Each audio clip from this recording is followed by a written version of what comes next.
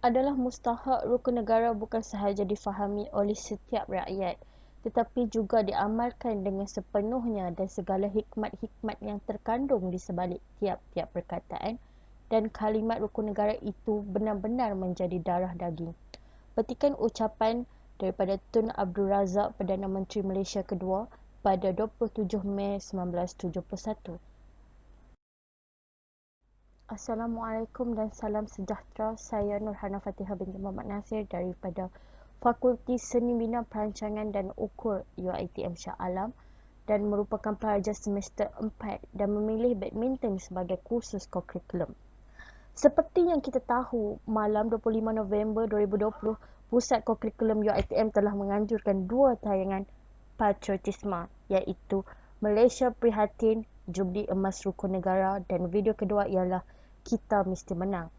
Video ini sebagai refleksi saya terhadap tayangan tersebut.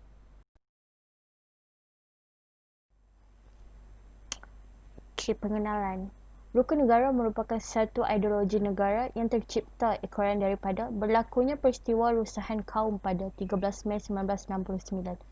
Peristiwa tersebut merupakan satu bukti berlakunya permusuhan kaum yang sangat dahsyat suatu ketika dahulu.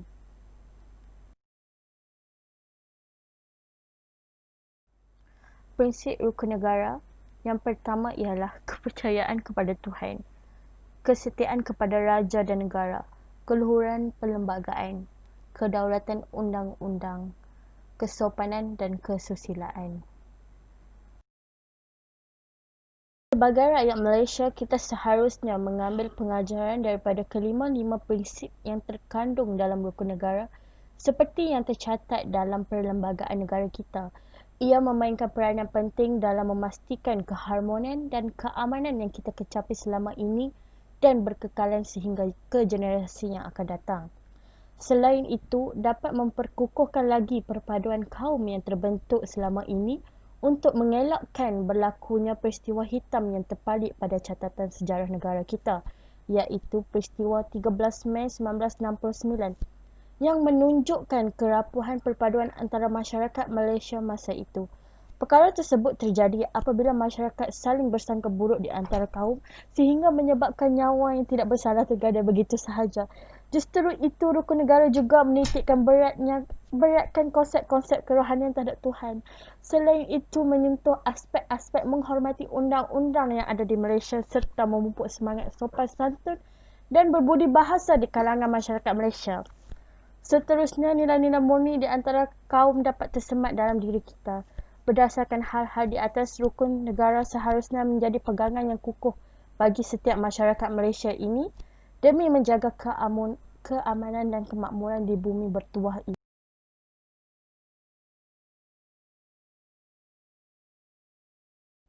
Kesimpulannya ialah perpaduan kaum adalah matlamat penting yang ingin dicapai oleh semua negara di dunia termasuklah Malaysia. Ianya penting kerana tanpa perpaduan dalam sesebuah negara, maka negara itu akan mudah digugat oleh kuasa luar atau dalam negara itu sendiri.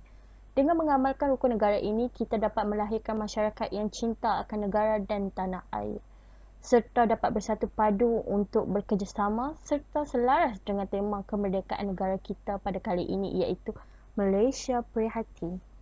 Kita tidak seharusnya menjadi seperti kacang lupakan kulit, iaitu melupakan semua asal-usul negara setelah sekian lama negara ini mengecapi keamanan. Melalui perpaduan yang kukuh, ianya dapat membantu negara kita mempertingkatkan dan mempergiatkan lagi pertumbuhan ekonomi, menegakkan kestabilan politik dan sistem pemerintahan negara yang bersifat liberal dan demokratik. Kalau Tuhan tidak menjadikan perhambaan dan perbudakan, tentu tidak akan timbul keinginan hendak mengejar kemerdekaan. Memang kalau tiada kesakitan, orang tidak mempunyai keinginan untuk mengejar kesenangan. Oleh itu, tidak keterlaluan jika dikatakan bahawa sakit dan pedih adalah tangga menuju kejayaan. Sekian, terima kasih.